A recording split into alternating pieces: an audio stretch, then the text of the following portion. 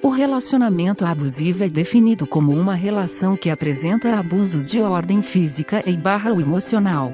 A relação se torna abusiva quando uma das pessoas utiliza o poder para manipular e controlar o outro, por exemplo, controle do uso de roupas, amizades, redes sociais, ciúme excessivo e vitimização. O controle e a manipulação acontecem na maioria das vezes de forma velada por meio da violência, a psicologia e com pequenas privações. Fases do relacionamento abusivo. Fase 1. Nesta fase estão presentes as ofensas verbais, xingamentos, humilhações, gritos, crises de ciúme. Nesta fase está presente a violência psicológica, manipulação e controle. Por isso ainda é difícil identificar o abuso, porque a vítima começa a ter seu psicológico abalado.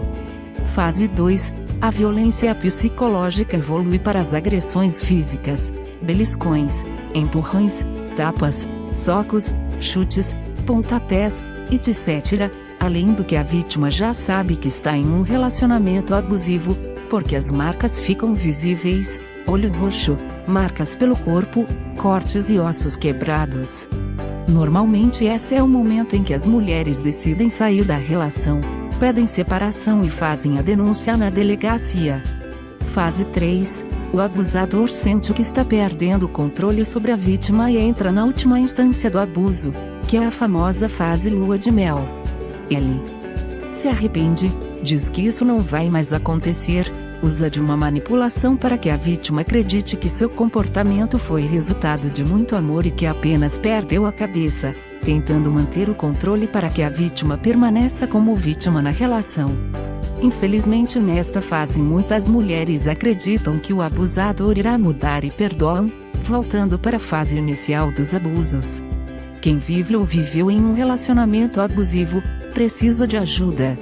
A busca por um psicólogo auxilia na identificação e superação do problema. Também é preciso que a mulher esteja forte e segura de si.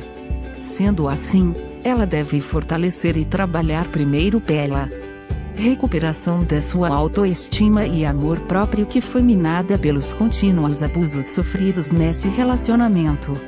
Além disso, existem os serviços públicos criados para ajudar mulheres a superar a violência psicológica e ou física causada por um relacionamento abusivo. Qualquer pessoa pode fazer denúncias anonimamente ligando para o número 180, da Central de Atendimento à Mulher. Ame sua vida e ame-se a si mesma.